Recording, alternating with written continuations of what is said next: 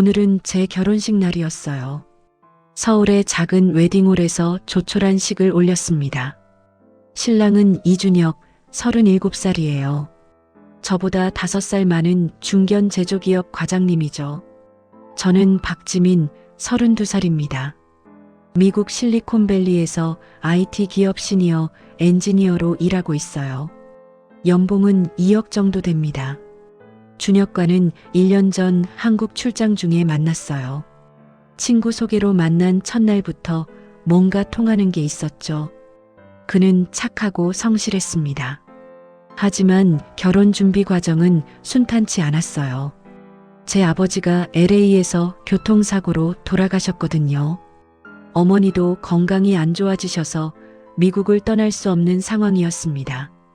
그래서 상견례도 제대로 못했어요. 시댁 식구들은 미국까지 올 형편이 안 된다고 했고요. 영상통화로 몇 번 인사만 나눴죠. 결혼식 날 아침이었어요. 웨딩홀 대기실에서 드레스를 입고 있었습니다. 시어머니가 들어오셨어요. 어머님, 안녕하세요. 제가 인사를 드렸습니다. 시어머니는 저를 위아래로 훑어보시더니 말씀하셨어요. 드레스가 좀 수수하네. 명품도 아니고. 순간 당황했어요. 이 드레스는 800만 원짜리였거든요. 미국에서 직접 골라온 디자이너 브랜드였죠. 어머니, 이게... 아니, 괜찮아. 요즘 젊은 애들이 검소하긴 하지. 시어머니는 그렇게 말씀하시고 나가셨어요. 뒤에 남은 건 묘한 기분이었습니다. 식이 시작됐어요. 제 쪽 하객은 회사 동료 몇 명뿐이었습니다. 가족이 올 수 없었으니까요. 반면 신랑 쪽은 친척들로 가득했어요. 시어머니, 큰 시동생 준석 부부, 막내 시동생 준호, 그리고 친척 어른들이 30명도 넘게 오셨죠. 피로연 중이었어요. 시어머니가 친척들에게 저를 소개하셨습니다. 우리 며느리가 미국에서 대단한 회사 다닌대요. 실리콘밸리요, 실리콘밸리. 돈도 엄청 번대요. 모든 사람이 저를 쳐다봤어요. 부러운 듯한 눈빛이었습니다. 한 친척 어른이 물으셨어요. 며느리 연봉이 얼마나 돼요? 그건... 제가 망설이자 시어머니가 대신 대답하셨어요. 2억 넘게 번대요. 사람들이 웅성거렸습니다. 준혁이 제 손을 꼭 잡았어요. 미안하다는 표정이었죠. 신혼여행은 제주도로 3박 4일 다녀왔어요. 짧았지만 행복한 시간이었습니다. 여행에서 돌아온 지 2주가 지났을 때였어요. 준혁이 퇴근하고 집에 왔는데 표정이 어두웠어요. 여보, 무슨 일 있어? 응. 어머니한테 전화 왔어. 준혁은 한참을 망설이다 입을 열었습니다. 준석이가 전세 구하는데 돈이 좀 필요하대. 얼마나? 5천만 원. 5천만 원이요? 저는 깜짝 놀랐어요. 여보, 그건 큰 돈인데. 나도 알아. 근데 어머니가... 준혁의 목소리는 점점 작아졌어요. 장남이 동생 좀 도와줘야 하는 거 아니냐고. 저는 한숨을 쉬었습니다. 준석 씨는 대기업 다니잖아요. 본인이 대출 받으면 되지 않나요? 그게 신용이 좀 안 좋대. 신용이 안 좋다고요? 대기업 다니는 사람이요? 여보, 우리도 전세 보증금에 목돈이 다 들어갔잖아. 지금 여유가 없어. 준혁이 고개를 숙였어요. 미안해, 여보. 내가 어머니한테 다시 얘기해 볼게. 하지만 다음날 시어머니에게 직접 전화가 왔습니다. 며느리 나야. 네, 어머니. 준석이 전세건 들었지? 네, 들었습니다. 며느리가 미국 회사 다니면서 그 정도 돈이 없겠어? 시어머니의 목소리가 차가웠어요. 우리 준혁이 장가 잘 보냈는데 동생 하나 못 챙겨? 할 말이 없었어요. 어머니, 저희도 지금 여유가... 쯧쯧, 며느리가 인색하네. 그래도 생각 좀 해봐. 전화가 끊겼습니다. 저는 핸드폰을 내려놓고 한참을 생각했어요. 결혼한 지 한 달도 안 됐는데 벌써 이런 일이 생기다니. 하지만 시작부터 관계를 나쁘게 만들고 싶지 않았어요. 준혁과 상의했습니다. 여보, 이번만 도와주자. 가족이니까. 준혁이 미안한 표정으로 고개를 끄덕였어요. 저는 미국 계좌에서 5천만 원을 송금했습니다. 제 적금을 깬 돈이었어요. 시어머니에게 연락이 왔어요. 카카오톡이었습니다. 이응키응. 이모티콘 하나만 달랑 보내셨더라고요. 감사 인사도 없었습니다. 준석에게서도 문자가 왔어요. 형수님 잘 받았습니다. 고맙습니다. 그게 끝이었어요. 2주 후였습니다. 회사 동료 제니퍼와 점심을 먹고 있었어요. 제니퍼는 한국계 미국인이었죠. 지민, 요즘 얼굴이 안 좋은데? 응. 시댁 일로 좀 스트레스 받아.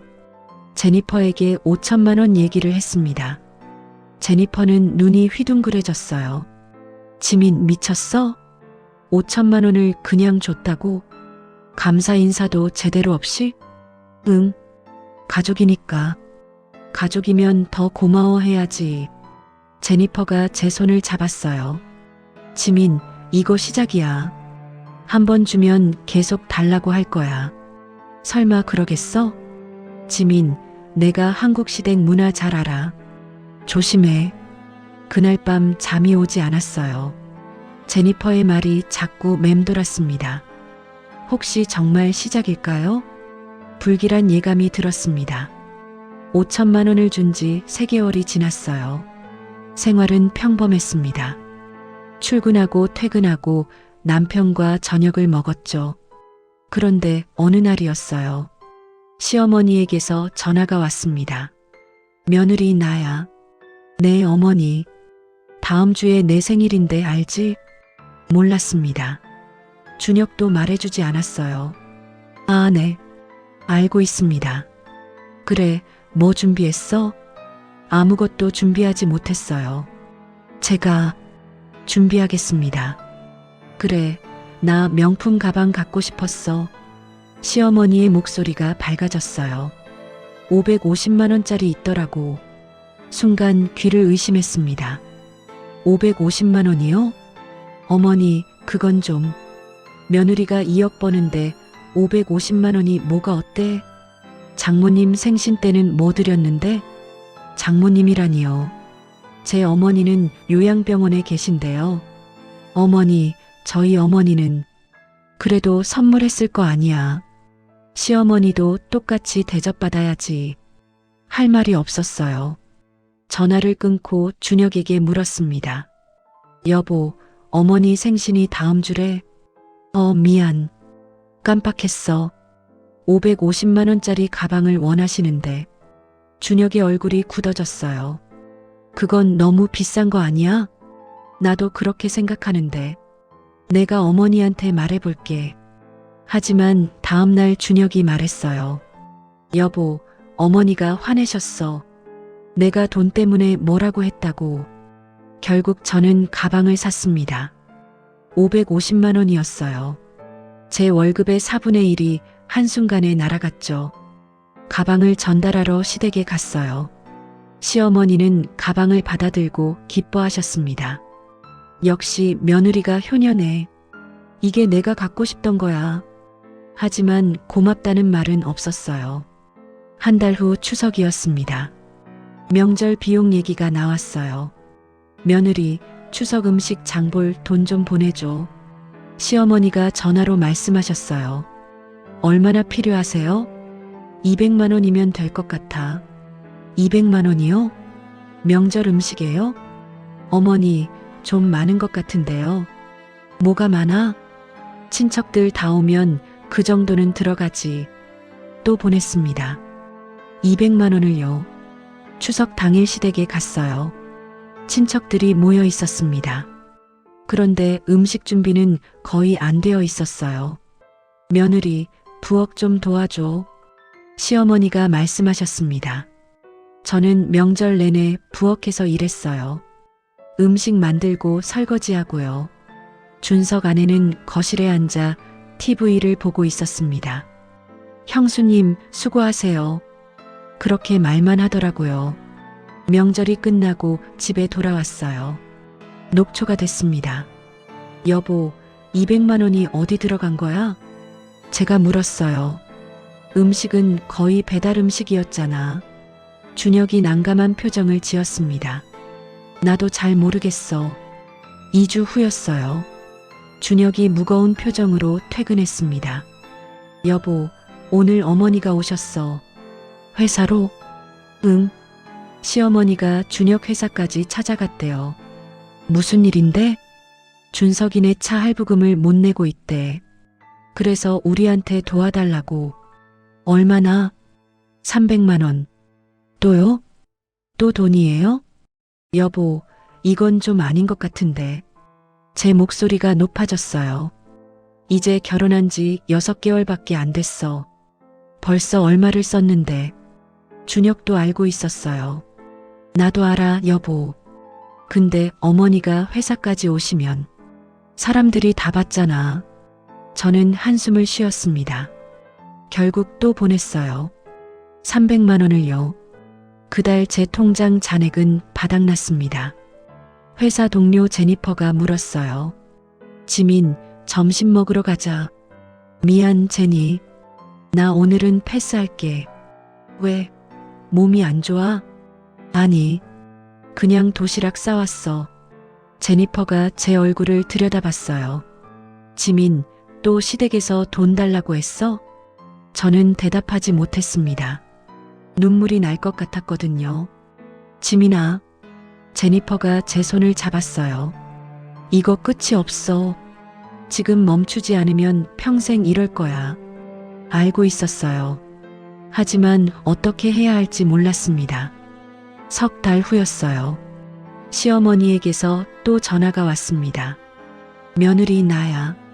네, 어머니. 우리 준호네 조카 돌잔치 하는데 또 시작이구나. 저는 한숨을 쉬었어요.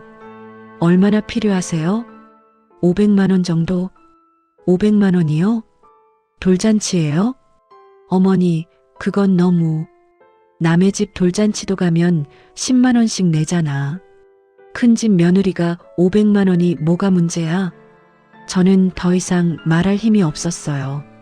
500만 원을 보냈습니다. 이제 제 적금은 완전히 바닥났어요. 준혁에게 말했습니다. 여보, 우리 통장에 돈이 하나도 없어. 미안해, 여보. 준혁이 고개를 숙였어요. 내가 무능해서. 당신 잘못이 아니야. 그래도 내 가족인데. 준혁은 그 다음날 은행에 갔어요. 마이너스 통장을 만들어 왔습니다. 여보, 이거. 일단 급한 건 이걸로 쓰자. 내가 나중에 다 갚을게. 마이너스 통장까지 만들다니. 결혼 전 준혁은 빚이 없었어요. 그런데 지금은요? 제니퍼에게 전화했습니다. 제니, 목소리가 떨렸어요. 나 도와줄래? 뭔데, 지민? 500만 원만 빌려줄 수 있어? 다음 달 보너스 나오면 바로 갚을게. 제니퍼는 잠시 침묵하더니 말했어요. 지민, 돈은 빌려줄게. 근데 이건 정말 심각해. 너 전문가 상담 받아야 해. 알아. 고마워, 제니. 500만 원을 받아 마이너스 통장 이자를 냈어요. 그리고 생활비를 겨우 마련했습니다. 결혼 1년이 다가오고 있었어요. 지금까지 시댁에 쓴 돈을 계산해 봤습니다. 전세자금 5천만 원, 명품 가방 550만 원, 추석 비용 200만 원, 차 할부금 300만 원, 돌잔치 500만 원, 총 6,550만 원이었어요. 거기다 준혁의 마이너스 통장 800만 원, 제니퍼에게 빌린 500만 원, 우리 빚은 1,300만 원이 됐습니다. 그날 밤 침대에 누워 생각했어요. 이게 정상인가요? 이게 가족인가요? 눈물이 흘러내렸습니다. 준혁이 제 손을 잡았어요. 여보, 미안해. 정말 미안해. 남편도 울고 있었어요. 하지만 아직 끝이 아니었습니다. 더 큰 일이 기다리고 있었어요. 결혼 1년이 되어가고 있었어요. 신혼의 설렘은 온데간데였고 매일이 전쟁 같았습니다. 회사 일도 바쁜데 시댁 일까지 신경 쓰니 몸도 마음도 지쳐갔죠. 그러던 어느 날이었어요. 준혁이 퇴근하고 들어오더니 입을 뗐습니다. 여보, 다음 달에 어머니 칠순이야. 순간 가슴이 철렁했어요. 칠순 잔치라면 큰 행사일 텐데요. 예감은 틀리지 않았습니다.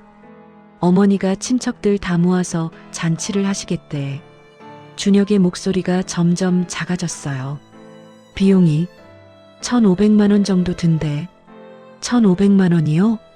저는 숨이 막혔습니다. 여보, 그건 너무 많아요. 우리 통장에 그만한 돈이 없어요. 준혁의 눈에 눈물이 맺혔습니다. 나도 알아, 여보. 너무 미안해. 하지만 장남이니까 우리가 내야 해. 저는 은행 앱을 열어봤어요. 계좌 잔액은 1천만 원 정도였습니다. 500만 원이 부족했죠. 고민 끝에 제니퍼에게 전화를 걸었습니다. 제니, 나 좀 도와줄래? 500만 원만 빌려줄 수 있어? 제니퍼는 놀란 목소리로 물었어요. 지민, 무슨 일이야? 회사에서 그렇게 월급 받는데? 저는 상황을 설명했습니다. 제니퍼는 한숨을 쉬었어요. 지민, 이건 정말 심각해. 하지만 친구니까 빌려줄게. 언제든지 갚아. 고마웠지만 부끄러웠습니다. 제가 돈을 빌려야 하는 처지가 됐다니요. 칠순 잔치 준비가 시작됐어요. 시어머니는 매일 전화를 하셨습니다. 며느리, 한복은 뭐 입을 거야? 너무 수수한 건 안 돼. 체면이 있지. 저는 백화점에서 비싼 한복을 맞췄습니다. 거기에도 200만 원이 들었죠. 드디어 칠순 잔치 당일이었어요. 50명이 넘는 사람들이 모였어요. 시어머니는 화려한 자주색 한복을 입고 계셨습니다. 머리에는 커다란 비녀를 꽂으셨고요.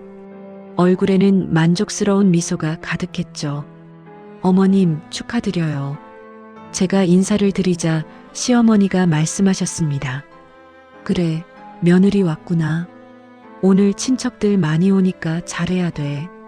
손님들이 하나둘씩 도착하기 시작했어요. 시어머니는 친척들을 붙잡고 자랑하셨습니다. 우리 며느리가 미국 실리콘밸리에서 일해요. 대단한 회사래요. 연봉이 얼마인지 아세요? 친척들이 부러운 눈빛으로 저를 쳐다봤습니다. 어떤 분은 제 손까지 잡으며 말씀하셨어요.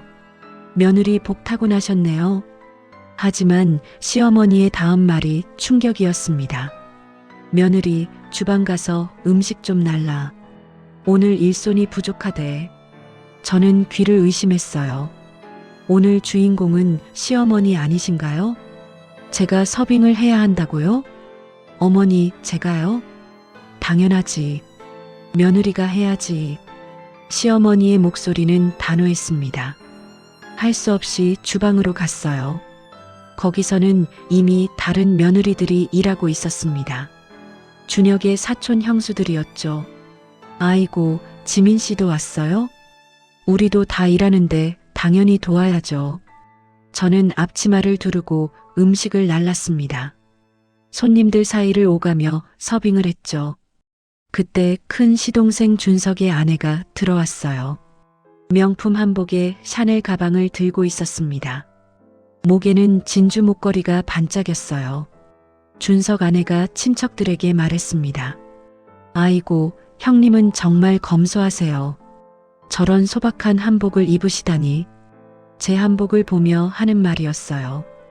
200만 원짜리인데 소박하다고요? 친척 한 분이 물었습니다. 준석이 댁은 옷이 참 화려하네요. 얼마짜리예요? 준석 아내가 자랑스럽게 대답했어요. 이거요? 500만 원 정도 했어요. 형님이 사주셨어요. 제 귀가 번쩍 뜨였습니다. 준혁이 사줬다고요? 우리 돈이 그렇게 쓰인 거예요? 주방에서 음식을 나르다가 우연히 들었어요. 시어머니 친구들의 대화였습니다. 영숙이 며느리가 미국 회사 다닌다며? 그렇다던데. 돈 많이 번대. 그런데 보니까 시집살이는 제대로 못하네. 요즘 젊은 애들이 다 그렇지 뭐. 가슴이 무너져 내렸습니다. 돈은 돈대로 쓰고 평가는 이렇게 받는구나. 저녁 무렵 술상이 차려졌어요. 남자 손님들이 모여 앉아 술을 마셨습니다. 막내 시동생 준호도 그 자리에 있었죠. 준호는 술을 꽤 마신 것 같았어요. 얼굴이 빨개져서 비틀거렸습니다. 제가 음식을 나르는데 준호가 다가왔어요. Hey, you speak Korean? 영어로 반말을 하는 거예요. 형수 미국인이니까 한국말 못하지? 친척들이 웃었습니다. 준호는 더 신이 나서 계속했어요. 잉글리시 올리? 코리언 노 구드? 제 얼굴이 화끈거렸어요. 저는 또박또박 한국어로 대답했습니다. 준호 씨, 저 한국말 완벽하게 잘해요. 그리고 저 한국계 미국인이에요. 주변이 조용해졌습니다. 준호는 멋쩍게 웃으며 자리로 돌아갔죠. 하지만 무시당하는 기분은 지울 수 없었어요. 온몸이 떨렸습니다. 잔치가 끝나갈 무렵이었어요. 저는 설거지를 하고 있었습니다. 시어머니가 옆방에서 축의금을 세고 계셨어요. 에이, 생각보다 적게 거쳤네. 이것밖에 안 돼? 시어머니의 목소리가 들렸습니다. 그래도 며느리가 돈 많이 버니까 괜찮지 뭐. 저는 그 말을 듣고 설거지통에 그릇을 내려놨어요. 손이 떨려서 더 이상 잡을 수가 없었습니다. 준혁의 사촌 형이 준혁에게 다가왔어요. 준혁아, 요즘 잘 사나 보네. 미국 처가 덕분에 편하게 사는 거 아니야? 형수님 연봉이 얼마라며? 2억? 준혁은 애매하게 웃으며 넘어갔습니다. 하지만 그 미소는 너무 쓸쓸해 보였어요. 드디어 잔치가 끝났습니다. 집으로 돌아오는 차 안이었어요. 저는 더 이상 참을 수가 없었습니다. 여보, 응? 저 더 이상 이렇게 못 살아요. 준혁이 핸들을 잡은 손에 힘이 들어갔습니다. 여보, 이게 정상이에요? 이게 가족이에요? 제 목소리가 떨렸습니다. 준혁이 차를 길가에 세웠어요. 그리고 저를 안아줬습니다. 미안해, 여보. 정말 미안해. 가족이니까 조금만 이해해줘. 하지만 저는 이미 한계였어요. 눈물이 쏟아졌습니다. 집에 도착했지만 잠을 이룰 수가 없었어요. 새벽 2시가 넘어서 저는 침대에서 일어났습니다. 거실로 나가 핸드폰을 들었죠. 미국 시간으로는 낮이었어요. 큰 오빠 마이클에게 영상통화를 걸었습니다. 신호음이 몇 번 울리더니 오빠가 받았어요. 지민아, 왜? 무슨 일이야?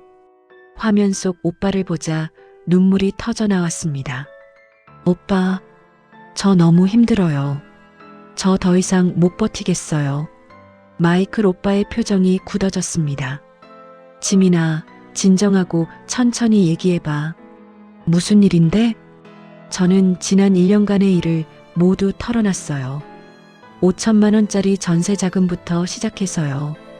550만 원짜리 명품 가방, 200만 원 추석 비용, 300만 원 차 할부금, 500만 원 돌잔치, 그리고 오늘 1,500만 원짜리 칠순 잔치까지요. 오빠는 조용히 듣고 있었어요. 하지만 표정은 점점 굳어갔습니다. 지민아, 총 얼마나 쓴 거야? 계산해 봤는데요. 8천만 원 넘어요. 1년도 안 됐는데요. 오빠가 깊은 한숨을 쉬었습니다. 지민아, 이건 정상이 아니야. 이건 착취야. 하지만 오빠, 여기서는 장남이 집안을 책임진다고. 그게 문화라고 하더라고요. 마이클 오빠의 목소리가 단호해졌습니다. 문화고 뭐고 이건 아니야. 내 남편 월급은 어디 갔어? 남편 빚이 800만 원 넘었어요. 마이너스 통장까지 만들었고요. 오빠는 잠시 말이 없었습니다. 그러더니 천천히 입을 열었어요. 지민아, 내가 뭔가 해야겠어. 이대로 둘 수 없어. 오빠 괜찮아요. 제가 알아서. 아니야, 지민아. 오빠의 목소리는 확고했습니다. 넌 내 소중한 여동생이야. 내가 지켜줄게. 그날 밤 오빠는 제 상황을 파악하기 시작했습니다. 저는 조금 안심이 됐어요. 혼자가 아니라는 생각이 들었거든요. 하지만 몰랐습니다. 앞으로 더 큰 일이 벌어질 거라는 걸요. 칠순 잔치가 끝나고 몇 달이 흘렀어요. 저는 여전히 시댁의 끝없는 요구에 시달리고 있었습니다. 그러던 어느 날 밤이었어요. 준혁이 회사에서 다급한 전화를 했습니다. 여보, 아버지가 쓰러지셨어. 병원으로 급히 가야 해. 시아버지는 평소 건강하신 편이었어요. 하지만 건강검진에서 간암 말기 판정을 받으셨다고 했습니다. 이미 손쓸 수 없을 만큼 진행된 상태였죠. 급히 병원으로 달려갔습니다. 중환자실 밖에는 시어머니와 준석, 준호가 있었어요. 시어머니는 울고 계셨습니다. 이걸 어떻게? 우리 영감이. 의사가 나와서 설명했어요. 항암 치료를 시작해야 합니다. 하지만 완치는 어렵고 시간을 조금 더 벌 수 있을 뿐입니다. 비용은 한 달에 약 500만 원 정도 예상됩니다. 시어머니가 아들들을 돌아보셨어요. 그리고 준혁을 보며 말씀하셨습니다. 준혁아, 내가 맡아야겠다. 큰아들이 당연히 부모 병원비를 내는 거야. 준석과 준호는 아무 말도 하지 않았어요. 마치 당연하다는 듯이 고개만 끄덕였죠. 어머니, 동생분들도 함께 분담하셔야 하지 않을까요? 제가 조심스럽게 말했습니다. 시어머니가 날카로운 눈빛으로 저를 쳐다봤어요. 며느리가 무슨 참견이야? 이건 우리 집안일이야. 준혁이 제 손을 잡았습니다. 괜찮아, 여보. 내가 할게. 그날부터 지옥 같은 시간이 시작됐어요. 매달 500만 원씩 병원비가 나갔습니다. 거기다 간병비, 약값까지 포함하면 월 700만 원은 좋게 들었죠. 준혁의 월급으로는 턱없이 부족했어요. 결국 제 돈에서 대부분을 충당해야 했습니다.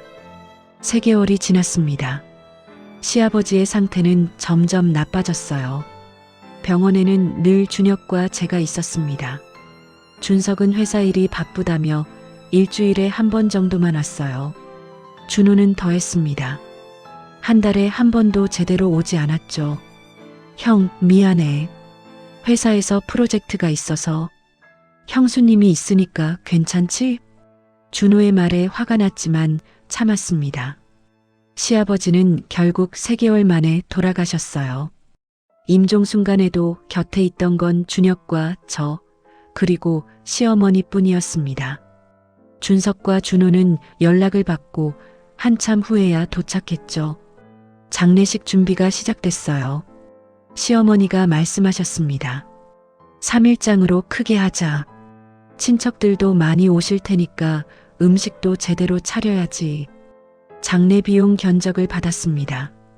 장례식장 기본 사용료가 300만 원이었어요. 상하의 수의와 관, 염습 비용이 200만 원. 문상객 음식과 다과, 식사 비용이 600만 원. 영정 사진과 장례용품, 꽃 장식이 150만 원. 운구 차량과 장지 비용이 250만 원. 총 1,500만 원이었죠. 시어머니는 당연하다는 듯이 말씀하셨어요. 준혁아, 내가 내야지. 큰아들이 부모 장례는 책임지는 거야. 준석과 준호는 또다시 침묵했습니다. 저는 참다 못해 물었어요. 어머니, 준석 씨와 준호 씨는요? 시어머니의 얼굴이 굳어졌습니다. 며느리가 나서지 마. 얘네는 여유가 없어. 여유가 없다고요? 둘 다 멀쩡하게 회사 다니는 사람들인데요. 결국 1,500만 원도 저희가 냈습니다. 지금까지 시아버지 병원비와 간병비로 나간 돈이 2,100만 원이었어요. 거기에 장례 비용까지 합치면 3,600만 원이었죠. 장례식이 끝나고 일주일이 지났습니다. 시어머니가 아들들을 집으로 불렀어요. 상속 문제를 이야기해야겠다. 시댁으로 갔습니다. 거실 테이블에는 여러 서류가 놓여 있었어요. 시어머니가 입을 열었습니다. 아버지가 남기신 게 있어. 시골에 땅이 있고 예금이 좀 있고 이 아파트가 있지. 서류를 보니 구체적인 내용이 적혀 있었어요. 시골 땅은 3억 원 상당이었습니다. 예금은 1억 원이었고요. 아파트는 시가 5억 원 정도였죠. 이 아파트는 내가 살아야 하니까 내 거야. 시어머니가 단호하게 말씀하셨습니다. 땅하고 예금은 준석이랑 준호가 나눠 가져. 저는 깜짝 놀라 물었어요. 어머니, 준혁은요? 시어머니가 저를 노려봤습니다. 준혁이는 장남으로서 아버지 모시는 게 당연한 거야. 병원비도 장례 비용도 큰아들이 당연히 내는 거고, 동생들은 부모 못 모셨으니 재산으로라도 챙겨줘야지.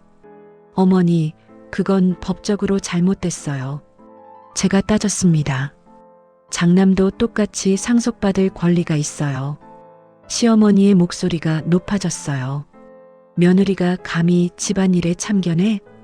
이게 우리 집안 방식이야. 준석이 끼어들었습니다. 형수님, 저희 집안이 원래 그래요.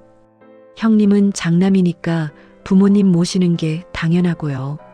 저희는 동생들이니까 따로 챙겨주시는 거예요. 준호도 거들었어요. 맞아요. 형님은 미국 처가에서 나중에 유산 받을 거 아니에요? 그러니까 이게 오히려 공평한 거죠. 제 친정 유산까지 거론하다니요. 화가 머리끝까지 치솟았습니다. 제 친정 유산은 여기랑 아무 상관없어요. 제 목소리가 떨렸어요. 이건 시아버지 유산이에요. 시어머니가 테이블을 탁 쳤습니다. 닥쳐. 며느리 주제에 어디서 큰 소리야. 그 순간 준혁이 일어섰어요. 어머니, 그만하세요. 저는 준혁이 어머니께 맞설 거라고 기대했습니다. 하지만 준혁의 다음 말은 충격이었어요. 저는 괜찮아요, 어머니. 동생들이 가지세요. 여보, 제가 소리쳤습니다. 당신 정신 차려요. 하지만 준혁은 고개를 저었어요. 여보, 가족끼리 싸우고 싶지 않아. 그냥 이렇게 하자. 시어머니가 서류를 꺼냈습니다. 그래, 착하다 우리 아들. 여기 상속 포기 각서에 사인만 해. 준혁은 떨리는 손으로 펜을 들었어요. 여보, 안 돼요. 제가 준혁의 손을 잡았습니다. 하지만 준혁은 제 손을 살짝 뿌리치고 각서에 서명했습니다. 그 순간 제 심장이 무너져 내리는 것 같았어요. 집으로 돌아오는 차 안은 침묵뿐이었습니다. 저는 입을 열었어요. 여보, 왜 그랬어요? 당신도 권리가 있는데. 준혁이 한숨을 쉬었습니다. 가족이잖아, 여보. 싸우고 싶지 않아. 가족이라고요? 제 목소리가 높아졌어요. 3,600만 원이나 냈는데 한 푼도 못 받는 게 가족이에요? 준혁은 대답하지 않았습니다. 그저 핸들만 꽉 쥐고 있었죠. 2주가 지났습니다. 준석과 준호는 땅을 팔았어요. 3억짜리 땅이 잘 팔렸다고 했습니다.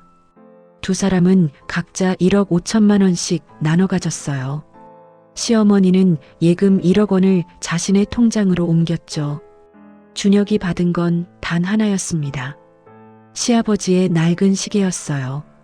준혁은 그 시계를 들여다보며 한참을 울었습니다. 저는 그런 남편을 보며 가슴이 찢어지는 것 같았어요. 어느 날 카톡이 왔습니다. 준석이었어요. 형님, 저 상속금으로 아파트 대출 다 갚았어요. 고마워요, 형님. 준호에게서도 메시지가 왔습니다. 형, 나 차 바꿨어. BMW 샀어. 나중에 태워줄게. 그들은 상속금을 받아 빚을 갚고 사치품을 샀어요. 하지만 3,600만 원을 낸 우리는 낡은 시계 하나뿐이었죠. 준혁의 어깨는 더욱 축 처졌습니다. 밤마다 한숨을 쉬었고 식사도 제대로 하지 않았어요. 한 달 만에 5kg이 빠졌습니다. 저는 거울을 보며 생각했어요. 이게 정말 가족인가요? 이게 정말 한국의 문화인가요? 아니었습니다. 이건 착취였어요. 이건 학대였죠. 그날 밤 저는 결심했습니다. 더 이상은 안 되겠다고요. 뭔가 해야 한다고요. 하지만 어떻게 해야 할지 막막했습니다. 준혁은 가족에게 애노를 못하는 사람이었고요. 시댁 식구들은 점점 더 노골적으로 요구하고 있었으니까요. 그리고 저는 몰랐습니다. 더 큰 시련이 기다리고 있다는 걸요. 시댁 식구들의 욕심은 끝이 없다는 걸요. 상속 포기 사건 이후 한 달이 지났어요. 저는 준혁과 거의 대화를 하지 않았습니다. 같은 집에 살지만 남이나 다름없었죠. 그러던 어느 날 새벽이었어요. 미국에서 큰 오빠 마이클에게 전화가 왔습니다. 지민아, 엄마가 위독하셔. 가슴이 철렁 내려앉았어요. 오빠, 무슨 일이야? 엄마가 요양병원에서 폐렴에 걸리셨어. 지금 중환자실이야. 급히 짐을 쌌습니다.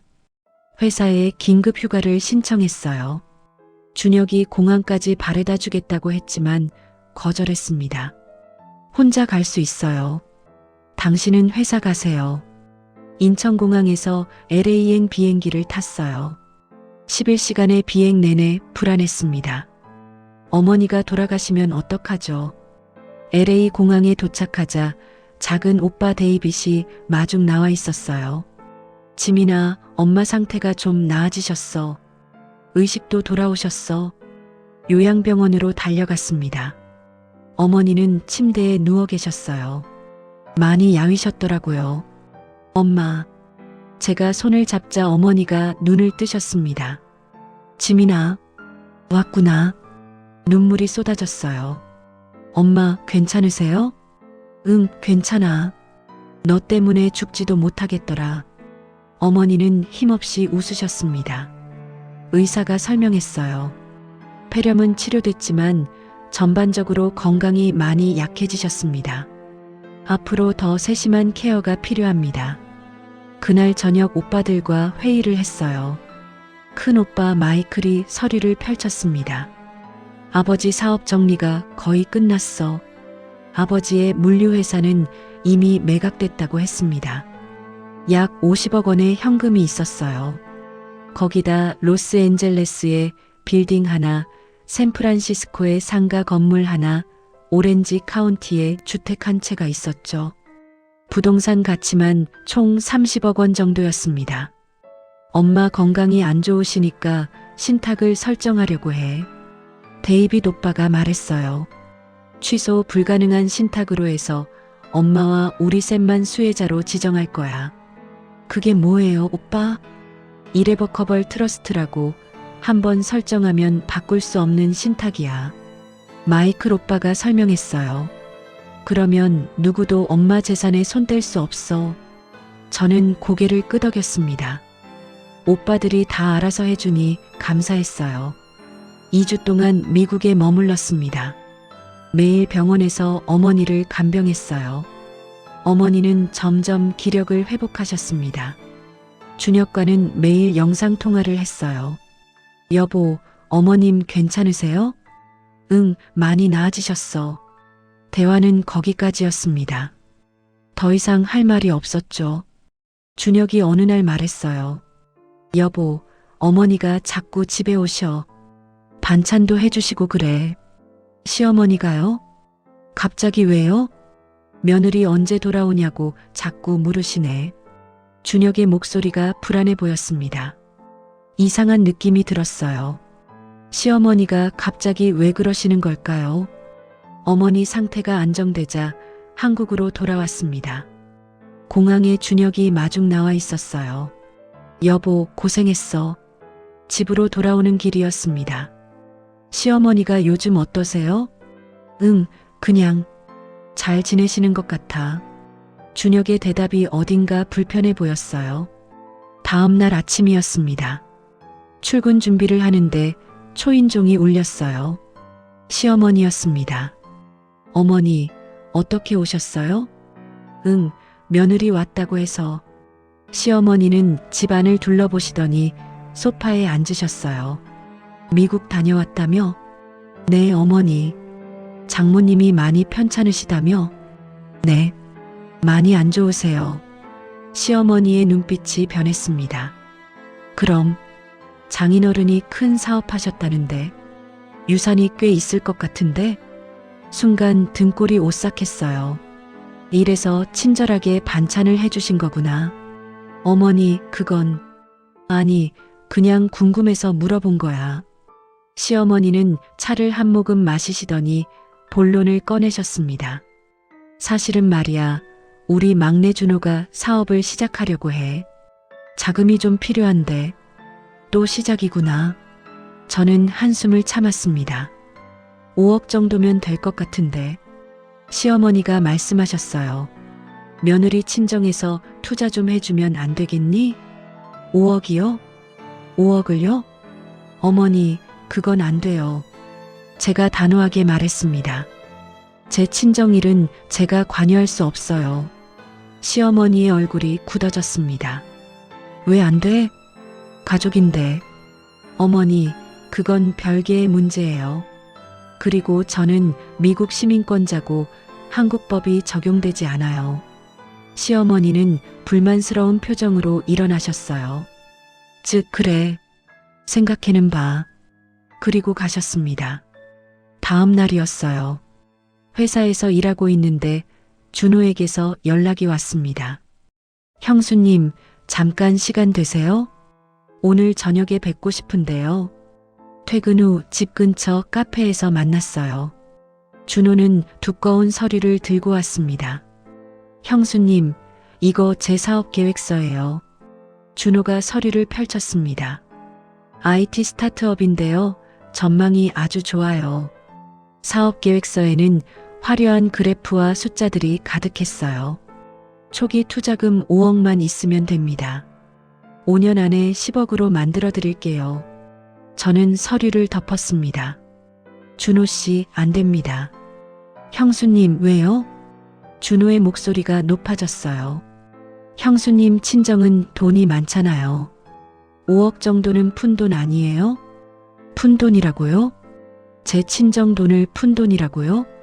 준호 씨, 제 친정 재산은 이미 법적으로 보호되고 있어요.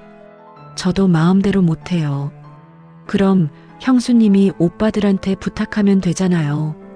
준호가 소리쳤습니다. 주변 사람들이 쳐다봤어요. 저는 차가운 목소리로 말했습니다. 준호 씨, 이건 마지막입니다. 다시는 제 친정 일 말씀하지 마세요. 준호는 불만스러운 얼굴로 일어났어요. 즉, 가족한테 이럴 수 있어요? 형님이 우리 집안에 얼마나 헌신했는데. 그리고 화를 내며 나가버렸습니다. 집에 돌아왔을 때 기진맥진했어요. 준혁이 물었습니다. 여보, 준호 만났다며? 무슨 얘기했어? 저는 상황을 설명했어요. 준혁의 얼굴이 어두워졌습니다. 여보, 미안해. 내 동생들이 너무했어. 여보는 어때요? 제가 물었습니다. 당신도 그렇게 생각해요? 준혁이 한참을 망설이다 입을 열었어요. 여보, 조금만 도와주면 안 될까? 동생이 정말 간절한가 봐. 그 순간 무너지는 기분이었습니다. 남편마저 이러는구나. 저는 아무 말 없이 침실로 들어갔어요. 짐을 쌌습니다. 여보, 어디가? 준혁이 당황해서 물었어요. 호텔 갈 거예요. 당신하고 같이 있기 싫어요. 여보, 준혁이 제 팔을 잡았습니다. 누우세요. 저는 그의 손을 뿌리쳤어요. 집을 나와 근처 호텔로 갔습니다. 방에 들어가자마자 주저앉아 울었어요. 핸드폰이 울렸습니다. 시어머니였어요. 받지 않았습니다. 다시 울렸어요. 이번에는 받았습니다. 며느리, 너 지금 어디야? 준혁이가 집 나갔다는데. 어머니, 저 좀 내버려 두세요. 지쳤어요. 쯧쯧, 가족이 그렇게 중요해? 시어머니의 목소리가 차가웠습니다. 우리가 준혁이 뒷바라지 얼마나 했는데. 이제 장인 유산으로 시댁 좀 도와야 하는 거 아니냐? 더 이상 참을 수가 없었어요. 어머니, 3,600만 원 먼저 돌려주세요. 그럼 생각해 볼게요. 전화를 끊었습니다. 핸드폰을 꺼버렸어요.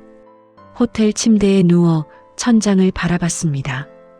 이제 어떻게 해야 할까요? 이 지옥에서 어떻게 빠져나가야 할까요? 그때 큰 오빠 마이클의 말이 떠올랐어요. 지민아, 힘들면 언제든 연락해. 오빠가 도와줄게.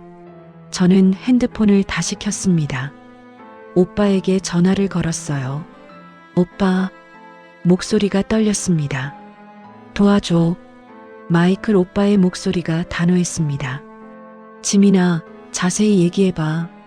오빠가 해결해 줄게. 그날 밤 저는 모든 것을 털어놨어요. 지난 2년간의 일을 하나하나요. 오빠는 조용히 듣더니 말했습니다. 알았어, 지민아. 3일 후에 한국 갈게. 데이빗이랑 같이. 오빠, 걱정하지 마. 오빠의 목소리는 확신에 차 있었어요. 이제 끝낼 거야.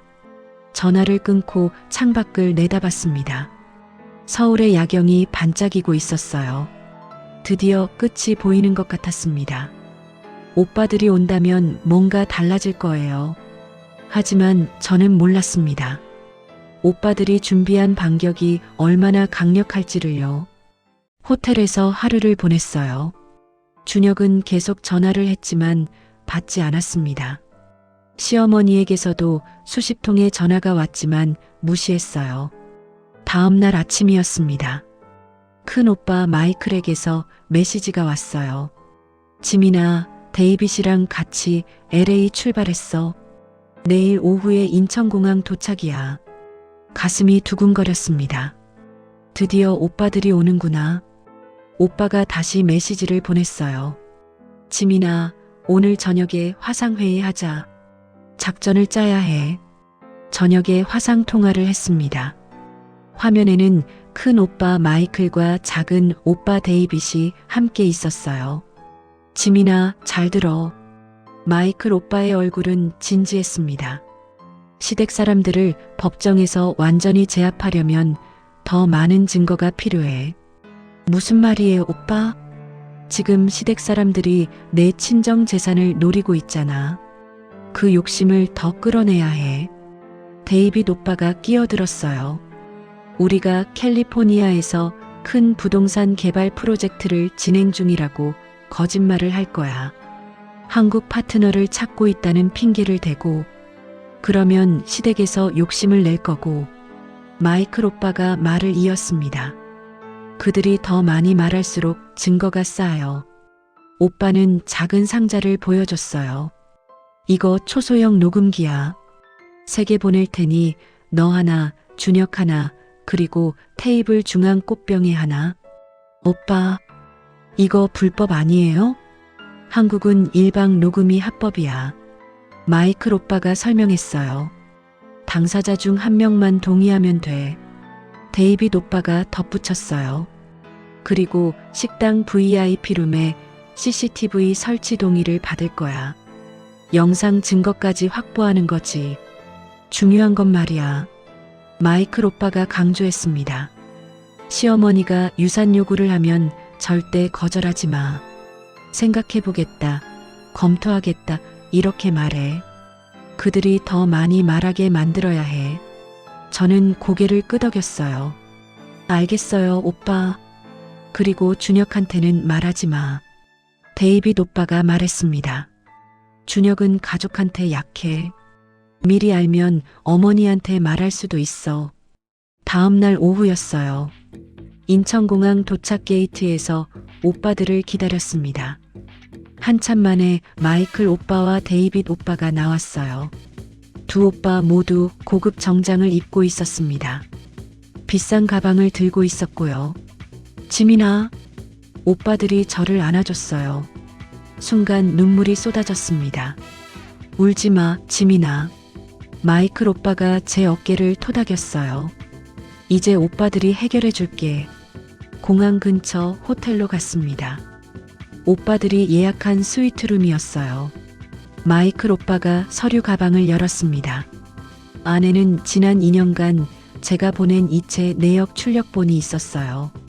카카오톡 대화 내용도 모두 정리되어 있었죠. 이거 내가 보낸 자료로 우리가 정리한 거야. 마이클 오빠가 설명했어요. 총 8,850만 원이 시댁으로 나갔어. 데이빗 오빠가 다른 서류를 보여줬습니다. 준혁 신용정보도 확보했어. 마이너스 통장 1,200만 원, 신용카드 빚 1,000만 원. 결혼 전에는 빚이 없었는데 지금은 이 지경이야. 오빠들은 완벽하게 준비했어요. 자, 이제 시댁을 불러야 해. 마이클 오빠가 말했습니다. 강남에 1인당 50만 원짜리 한정식 집을 예약했어. VIP 다이닝룸이고 CCTV 설치 동의도 받아뒀어. 시어머니한테 뭐라고 말할까요? 그냥 솔직하게 말해. 데이빗 오빠가 대답했어요. 미국에서 오빠들이 왔으니 가족 식사를 하고 싶다고. 그리고 일부러 비싼 레스토랑이라는 걸 강조해. 저는 시어머니께 전화를 걸었습니다. 어머니, 저예요. 아이고, 며느리. 시어머니의 목소리가 갑자기 부드러워졌어요. 어디 있어? 집에 안 들어왔다며? 어머니, 미국에서 오빠들이 왔어요. 어머님과 시동생분들을 꼭 만나고 싶어 한대요. 오빠들이? 시어머니의 목소리가 밝아졌습니다. 그래, 어디서 만날 건데? 강남의 한정식 레스토랑 예약했어요. 저는 일부러 강조했어요. 1인당 50만 원 정도 하는 곳이에요. 시어머니가 숨을 들이켰습니다. 50만 원? 역시 미국 처가는 다르네. 준석 씨와 준호 씨도 같이 오실 수 있나요? 당연하지. 시어머니가 흥분한 목소리로 말씀하셨어요. 준석이 댁도 데려갈게. 우리 식구들 좋은 인상 줘야지. 전화를 끊자 오빠들이 웃었어요. 완벽해, 지민아. 이제 준비는 끝났어. 다음 날 저녁이었습니다. 강남의 한정식 레스토랑 VIP 다이닝룸이었어요. 오빠들은 일부러 고급 외제차를 렌트했습니다. 이 정도는 해야 시댁 사람들이 확실하게 욕심을 내지. 데이빗 오빠가 말했어요. 마이클 오빠는 비싼 시계를 차고 있었어요. 데이빗 오빠도 고급 시계를 찼죠. 둘 다 수천만 원짜리였습니다. 시댁 식구들이 도착했어요. 시어머니, 준석 아내, 준호였습니다. 준혁도 함께 왔어요. 시어머니는 새로 산 듯한 한복을 입고 계셨어요. 준석 아내는 비싼 가방을 들고 있었죠. 준호도 정장 차림이었습니다. 주차장에 세워진 고급차를 보고 모두 감탄했어요. 우와, 저게. 준호가 눈을 휘둥그레 떴습니다. VIP 다이닝룸으로 안내했어요. 한옥 스타일의 고급스러운 방이었습니다. 테이블 중앙에는 커다란 꽃병이 놓여 있었어요. 그 안에 녹음기가 숨겨져 있었죠. 어머님, 처음 뵙겠습니다. 마이클 오빠가 유창한 한국어로 인사했어요. 저는 지민의 큰 오빠 마이클입니다. 아이고, 반갑습니다. 시어머니가 환하게 웃으셨어요. 데이빗 오빠도 인사했습니다. 저는 작은 오빠 데이빗이에요. 지민이 얘기 많이 들었습니다. 자리에 앉았어요. 음식이 하나씩 나오기 시작했습니다. 마이클 오빠가 일부러 영어로 전화하는 척했어요. 예스, 더 500 밀리언 달러 프로젝트 인솔. 큰 소리로 말했습니다. 시댁 식구들의 귀가 쫑긋했어요. 5억 달러라는 말에 눈빛이 변했죠. 전화를 끊고 마이클 오빠가 말했습니다. 아, 죄송합니다. 비즈니스 전화였어요.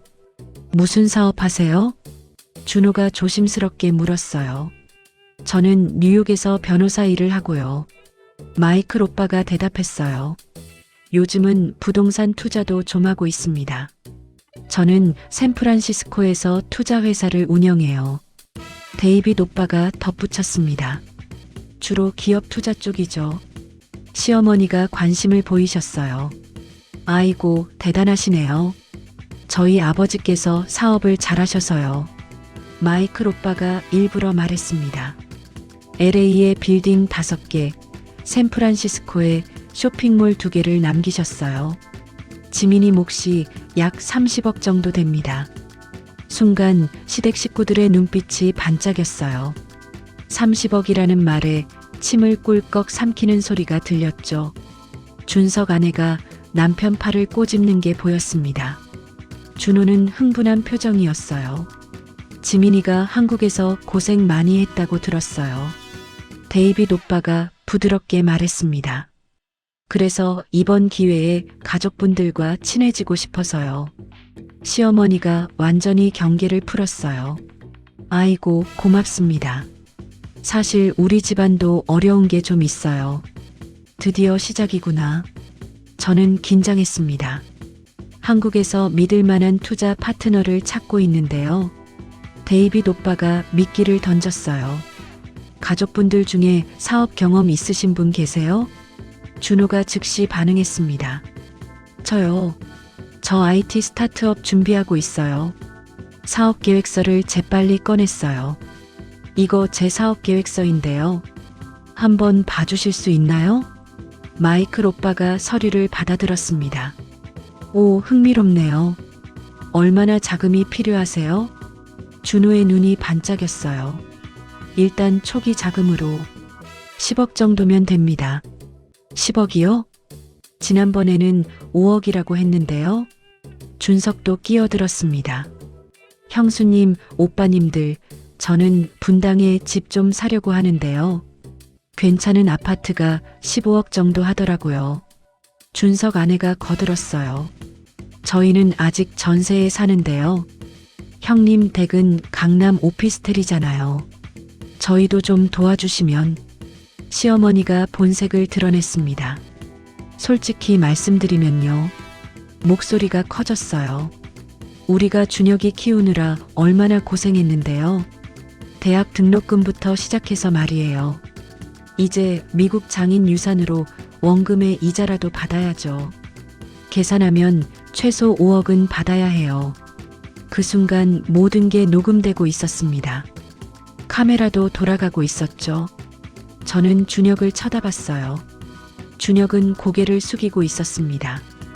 오빠들의 함정이 완벽하게 작동하고 있었어요. 이제 반격의 시간이 다가오고 있었습니다. 준호가 사업 계획서를 펼쳐놓고 열심히 설명하고 있었어요. 시어머니는 5억을 달라고 큰 소리 쳤고요. 준석 아내는 15억짜리 아파트 이야기를 하고 있었습니다. 시댁 식구들은 완전히 흥분한 상태였죠. 그 순간이었습니다. 마이클 오빠가 와인 잔을 탁자에 내려놓았어요. 쨍그랑 소리가 방 안에 울려 퍼졌습니다. 잠깐만요. 마이클 오빠의 목소리는 차갑게 변해 있었어요. 시댁 식구들이 일제히 오빠를 쳐다봤습니다.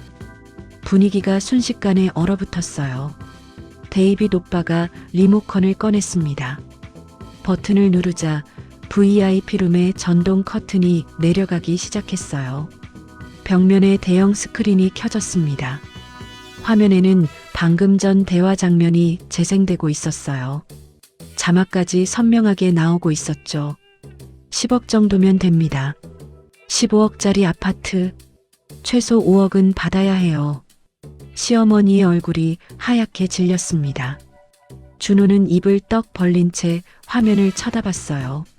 준석 아내는 가방을 꼭 껴안았죠. 오늘 대화는 영상과 음성으로 모두 기록되었습니다. 마이클 오빠가 차갑게 말했어요. 그때 VIP룸 문이 열렸습니다.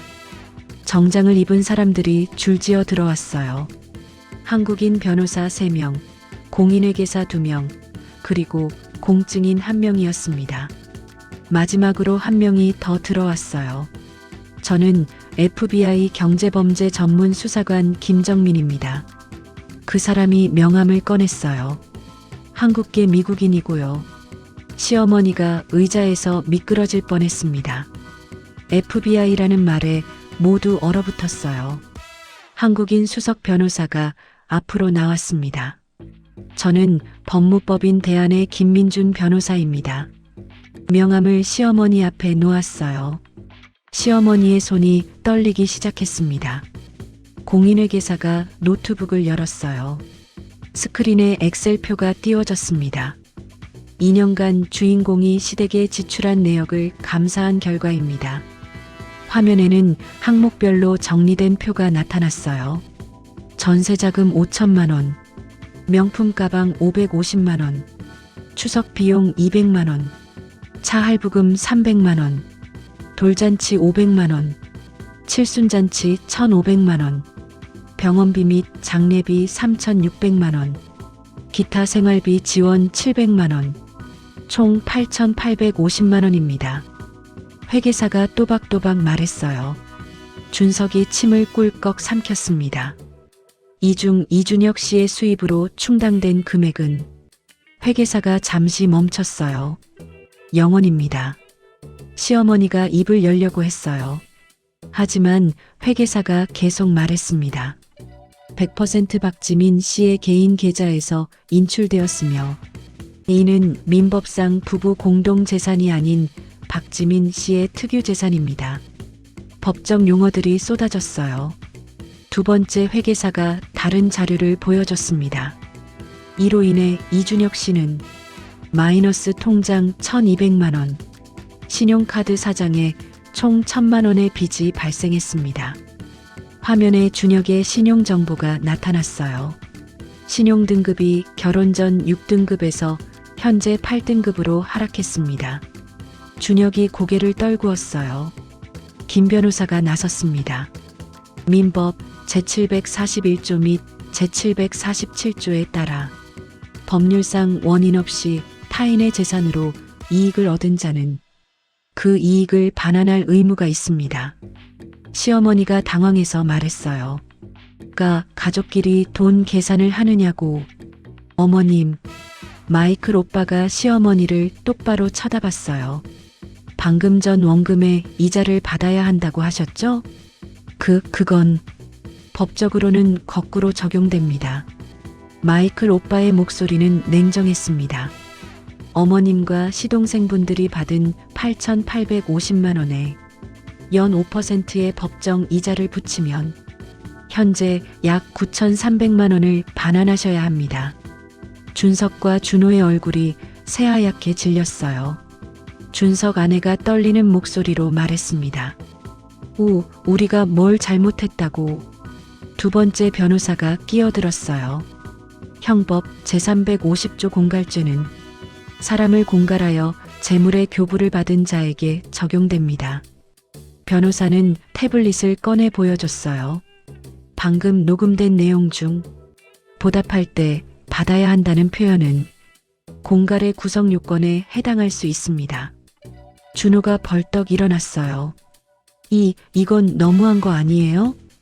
FBI 수사관이 조용히 말했습니다. 앉으세요, 준호 씨. 미국 법상 설명을 들으셔야 합니다. 준호는 다리에 힘이 풀려 주저앉았어요. 미국 연방법에 따르면 수사관이 설명했습니다. 한국에서 발생한 재산 범죄라도 피해자가 미국 시민권자이고 금액이 5만 달러를 초과하면 FBI가 수사할 수 있습니다. 수사관은 계산기를 두드렸어요. 오늘 대화에서 언급된 요구 금액은 총 30억 원입니다. 약 250만 달러죠. 이는 연방 중범죄에 해당합니다.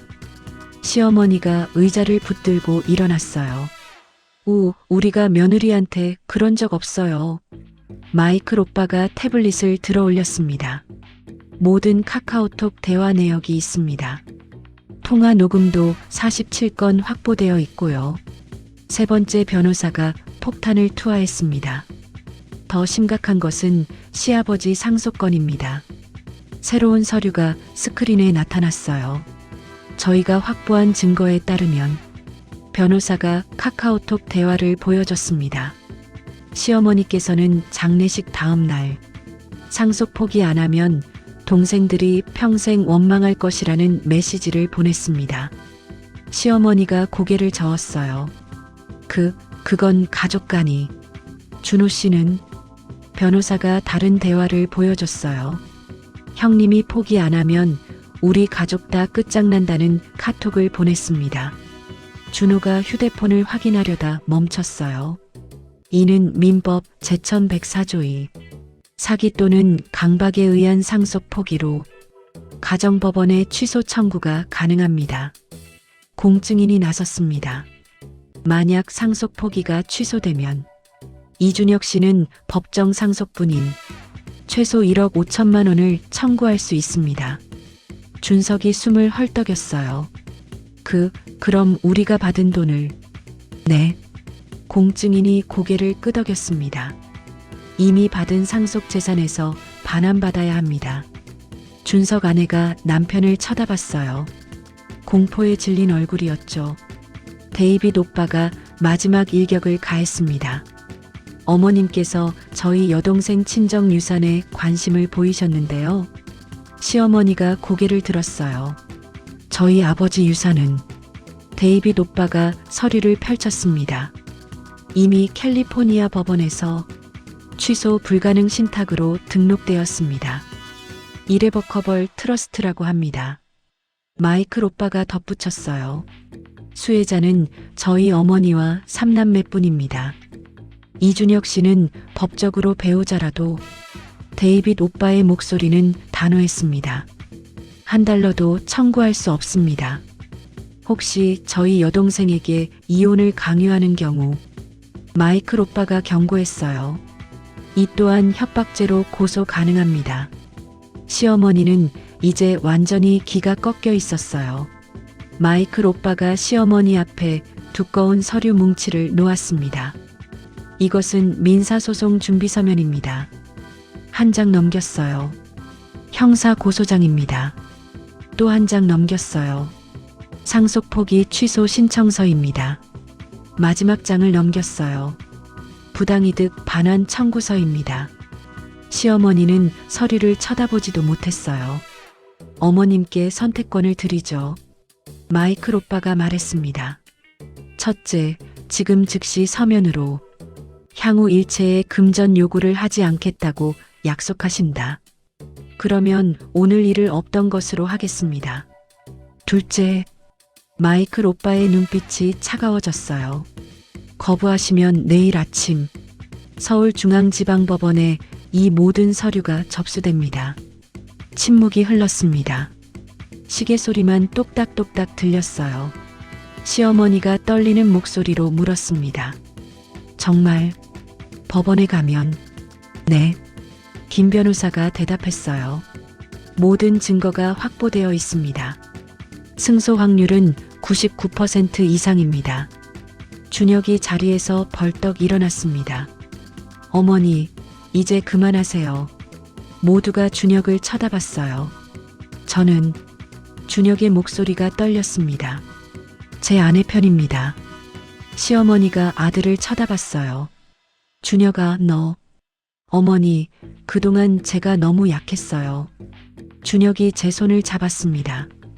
이제는 제 가족을 지키겠습니다. 저는 남편의 손을 꼭 잡았어요. 시어머니는 한참을 고민하더니 떨리는 손으로 펜을 들었습니다. 김 변호사가 서약서를 내밀었어요. 향후 일체의 금전 요구 및 유산 관련 언급을 하지 않겠으며 이를 위반 시 모든 법적 책임을 지겠다는 내용입니다. 시어머니는 서약서에 서명했습니다. 준석과 준호도 차례로 서명했어요. 준석 아내도 함께 서명했습니다. 공증인이 즉석에서 공증을 완료했어요. 공증이 완료되었습니다. 법적 효력이 있습니다. 변호사들은 각자 사본을 챙겨 퇴장했습니다. VIP룸에는 무거운 침묵만 흘렀어요. 마이클 오빠가 마지막으로 말했습니다. 오늘 녹음과 영상은 10년간 보관됩니다. 약속을 어기는 순간 법정에서 뵙겠습니다. 오빠는 자리에서 일어났어요. 데이빗 오빠도 함께 일어났죠. 식사 잘하셨습니까? 마이클 오빠가 차갑게 물었습니다. 시댁 식구들은 고개도 들지 못했어요. 식은땀을 흘리며 앉아 있었습니다. 저는 오빠들을 따라 VIP룸을 나왔어요. 준혁도 함께 나왔습니다.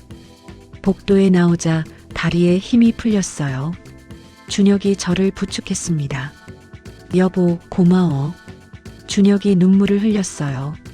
드디어 끝났어. 저도 눈물이 났습니다. 하지만 이번엔 기쁨의 눈물이었어요.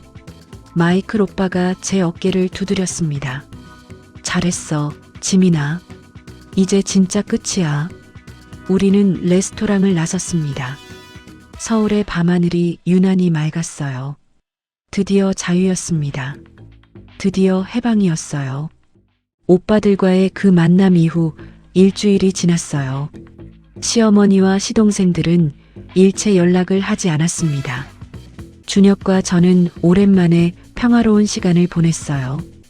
어느 날 저녁이었습니다. 마이클 오빠에게서 전화가 왔어요. 지민아, 상속 포기 취소 소송을 제기하기로 했어.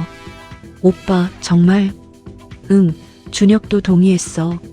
준혁이 제 옆에 앉아 고개를 끄덕였어요.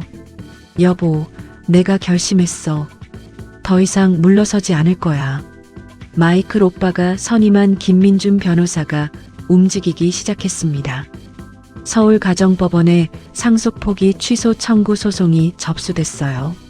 소송 서류에는 증거가 산더미처럼 쌓였습니다.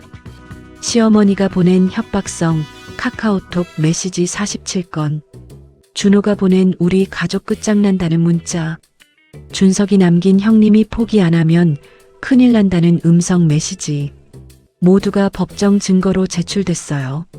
소송 서류를 받은 시어머니는 급히 준혁에게 전화를 했습니다. 준혁아, 이게 무슨 짓이냐? 내가 어미한테 이럴 수 있어? 너 나중에 후회할 줄 알아. 준혁은 차분하게 대답했어요. 어머니, 제가 잘못한 게 아니에요. 어머니가 잘못하신 거예요. 전화를 끊고 준혁이 제 손을 잡았습니다. 여보, 떨려. 괜찮아요, 여보. 우리가 이길 거예요. 준석과 준호는 변호사를 선임하려 했어요. 하지만 여러 로펌에서 거절당했습니다. 증거가 너무 명확합니다. 승소 가능성이 거의 없어요. 결국 두 사람은 법률구조공단의 무료 변호사를 배정받았어요. 첫 번째 재판 날이 왔습니다. 서울가정법원 302호 법정이었어요. 판사는 50대 초반의 여성이었습니다. 엄격해 보이는 인상이었죠. 김민준 변호사가 증거를 제출했어요. 카카오톡 대화 내역이 스크린에 크게 나타났습니다. 재판장님, 이것은 피고 김영숙 씨가 원고에게 보낸 메시지입니다. 상속 포기 안 하면 동생들이 평생 원망할 것이라는 내용입니다. 판사가 서류를 들여다봤어요. 피고 이준호 씨의 메시지도 있습니다. 형님이 포기 안 하면 우리 가족 다 끝장난다는 내용이죠. 시어머니 측 변호사가 일어났습니다. 재판장님, 이것은 가족 간의 권유였을 뿐입니다. 판사가 안경을 고쳐 썼어요. 권유요? 평생 원망, 가족 끝장이 권유입니까? 변호사가 말문이 막혔습니다. 김민준 변호사가 계속했어요. 원고는 지난 2년간 부친의 병원비와 장례비로 3,600만 원을 지출했습니다. 반면 피고들은 한 푼도 내지 않았습니다. 회계 자료가 제출됐어요. 병원비 영수증, 장례식장 계약서, 이체 내역서, 모든 것이 명확했습니다. 그런 상황에서 원고에게만 상속 포기를 강요한 것은 명백한 강박입니다. 판사는 심각한 표정으로 서류를 검토했어요. 준석과 준호는 법정에서 고개를 숙이고 있었습니다. 시어머니는 손수건을 꺼내 눈물을 닦았어요. 하지만 그 눈빛에는 원망만 가득했습니다. 2주 후 두 번째 재판이 열렸어요. 증인 신문이 있었습니다. 준석이 증인석에 섰어요. 김민준 변호사가 물었습니다. 형님께 상속금 받으시라고 권유하신 적 있으세요? 준석이 망설였어요. 그건 대답하세요. 아니요, 없습니다. 오히려 포기하라고 압박하지 않으셨나요?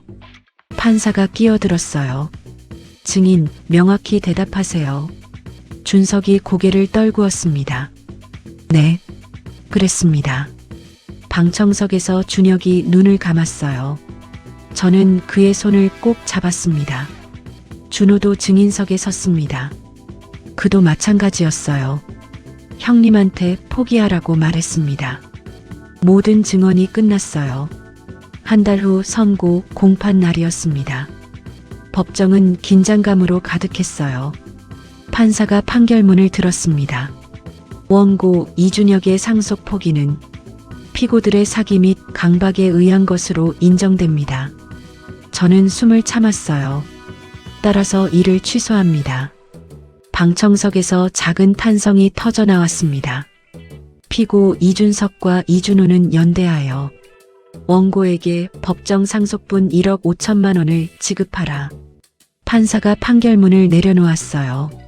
준혁이 제 손을 꽉 잡았습니다. 떨리고 있었어요. 법정을 나오는데 시어머니가 소리쳤습니다. 준혁아, 너 나 죽이려고 작정했구나.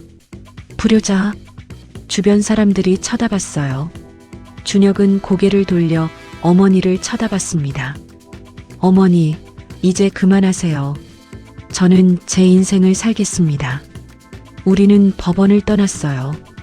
판결이 확정됐습니다. 준석은 아파트를 담보로 대출을 받아야 했어요. 7,500만 원을 준혁에게 입금했습니다. 준호는 상속받은 돈과 차를 팔아야 했어요.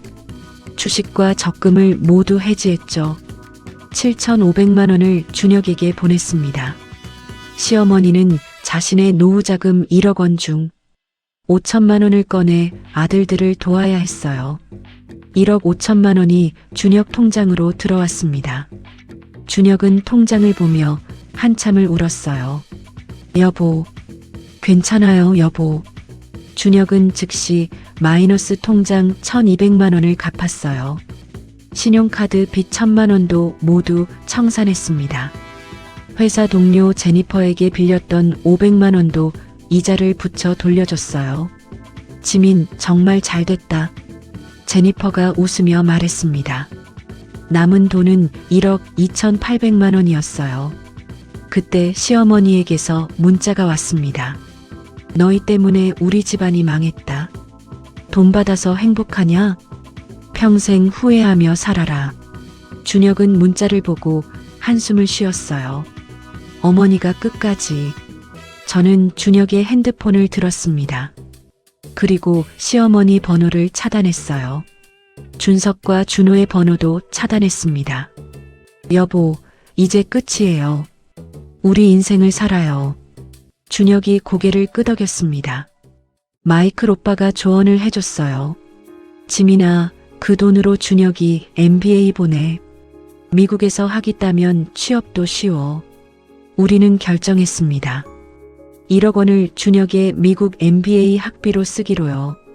나머지는 미국 이주 비용과 생활비로 남겨뒀어요. 2개월 후였습니다. 준혁이 샌프란시스코 주립대 MBA에 합격했어요. 저는 회사에 미국 본사 복귀를 신청했고요. 연봉 2억 5천만 원으로 승인됐습니다. 출국 일주일 전이었어요. 시어머니에게서 다시 전화가 왔습니다. 차단했던 번호였는데 다른 번호로 건 거였어요. 받지 않았습니다. 문자가 왔어요. 준혁아, 어미가 잘못했다. 미국 가지 마라. 무시했습니다. 준석에게서도 연락이 왔어요. 형님, 제 빚이 너무 많아요. 대출 이자만 월 300만 원이에요. 좀 도와주세요. 답장하지 않았습니다. 준호도 메시지를 보냈어요. 형, 회사에서 잘렸어요. 사업 자금 다 날아갔어요. 좀만 도와주세요. 읽지도 않고 삭제했습니다. 인천공항으로 가는 날이었어요. 시어머니가 공항에 나타났습니다. 준혁아, 시어머니가 우리를 붙잡으려 했어요. 준혁이 한 걸음 물러섰습니다. 어머니, 이제 그만하세요. 어미가 너를 키우느라 키워주신 건 감사합니다. 준혁이 단호하게 말했어요. 하지만 저도 제 인생이 있어요. 시어머니가 울부짖었습니다. 불효자, 못된 자식? 공항 사람들이 쳐다봤어요. 저는 준혁의 손을 잡았습니다. 여보, 가요. 우리는 출국장으로 들어갔어요. 뒤돌아보지 않았습니다. 비행기가 이륙했어요. 창밖으로 서울이 점점 작아졌습니다. 준혁이 제 손을 잡았어요. 여보, 고마워. 이제 진짜 자유야. 샌프란시스코에 도착했습니다. 마이클 오빠와 데이빗 오빠가 마중 나왔어요. 이제 새로운 인생이다, 준혁. 준혁은 MBA 과정을 시작했어요. 저는 본사에서 아시아 총괄 매니저로 승진했습니다. 6개월이 지났어요. 한국에서 제니퍼에게 연락이 왔습니다. 지민, 너희 시어머니 소식 들었어? 무슨 일인데? 아파트를 팔았대.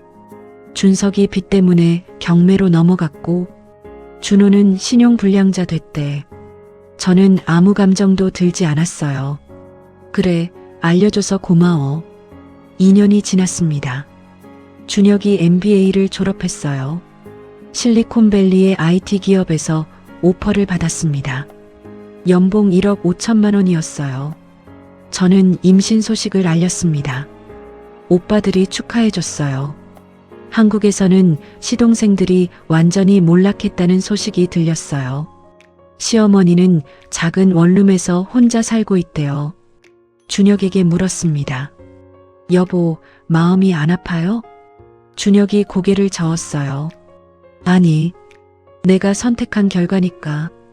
한 계절이 지나가고 아들이 태어났습니다. 건강한 아기였어요. 출산 후 며칠 뒤였습니다. 시어머니에게서 이메일이 왔어요. 손주 얼굴 좀 보여다오. 이 어미가 잘못했다. 준혁은 이메일을 읽더니 삭제했습니다. 여보, 우리 아들은 건강한 가정에서 키울 거야. 저는 고개를 끄덕였어요. 2년이 지났습니다. 우리는 샌프란시스코에 집을 샀어요. 준혁의 연봉은 2억 원으로 올랐고요. 저는 부사장으로 승진했습니다. 어느 날 저녁이었어요. 아들을 재우고 거실에 앉아 있었습니다. 여보, 후회 안 해? 제가 물었어요. 준혁이 웃으며 대답했습니다. 단 한 번도.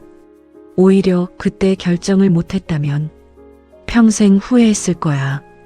창밖으로 샌프란시스코 야경이 반짝였어요. 저 멀리 한국에서는 시댁 식구들이 여전히 고생하고 있겠죠. 하지만 그것은 더 이상 우리 이야기가 아니었습니다. 우리는 자유로웠어요. 우리는 행복했습니다. 우리는 당당했어요.